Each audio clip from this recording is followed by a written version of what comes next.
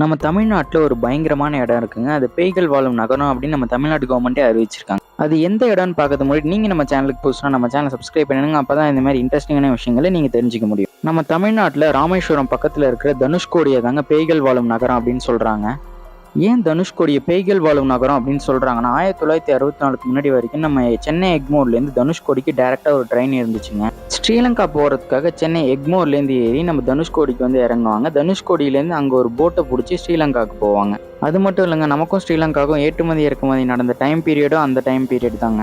சென்னை எக்மோர்லேருந்து பொருட்களும் நம்ம தனுஷ்கோடிக்கு வருங்க. தனுஷ்கோடிக்கு வந்து அந்த தனுஷ்கோடியில் ஒரு மிகப்பெரிய கப்பல் வெயிட் பண்ணும். இந்த பொருட்கள்லாம் மாற்றி வைப்பாங்க. அதுக்கப்புறம் அந்த கப்பல் வழியாக ஸ்ரீலங்காவுக்கு அந்த பொருளெல்லாம் அனுப்பி வைப்பாங்க. அதேமாதிரி தாங்க ஸ்ரீலங்காலேருந்து ஒரு சில பொருட்கள் நம்ம தமிழ்நாட்டுக்கும் வரும்.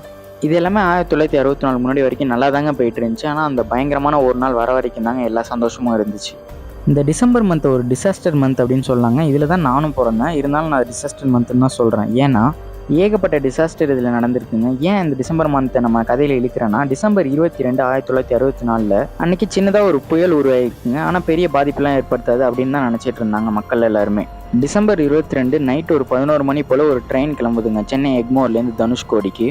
கிட்டத்தட்ட அந்த ட்ரெயினில் 100க்கும் மேற்பட்ட பயணிகள் இருக்காங்க தனுஷ்கோடி வரதுக்காக. கரெக்டாக அந்த ட்ரெயின் தனுஷ்கோடியை ரீச் பண்ணும்போது அந்த நார்மலாக சொன்ன புயல் ஒரு பயங்கரமான புயலாக உருமாறுதுங்க.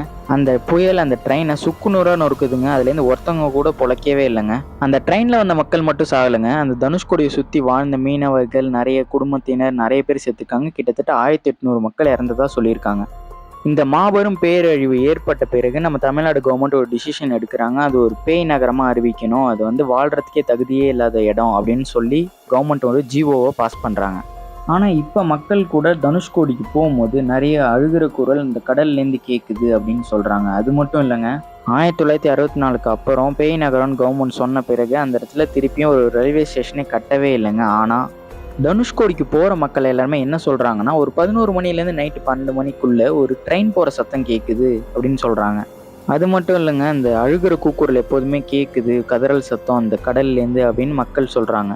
இதை பற்றி சோஷியல் மீடியாவில் ஒரு சில வீடியோலாம் வைரலாகவும் போயிடுக்குங்க. நீங்கள் சர்ச் பண்ணி பார்த்தா கூட கிடைக்கும். அந்த ட்ரெயின் சத்தம், அந்த மக்கள் அழுகிற மாதிரி சத்தத்தெல்லாம் ஒரு சிலவங்க வீடியோ எடுத்து போட்டிருக்காங்க. ஆனால் அது எடிட்டட் மாதிரி மோஸ்ட்டாக தெரிலங்க. நீங்கள் இதை பற்றி என்ன நினைக்கிறீங்க? இது மக்களால் உருவாக்கப்பட்ட ஒரு கட்டுக்கதையை, அது உண்மையிலேயே அங்கே பேய்கள் இருக்கிறதுக்கான வாய்ப்புகள் இருக்கான்றதை கமெண்ட் செக்ஷனில் கமெண்ட் பண்ணுங்கள். மறக்காம நம்ம சேனல் லைக் பண்ணுங்கள், ஷேர் பண்ணுங்கள், சப்ஸ்கிரைப் பண்ணுங்கள்.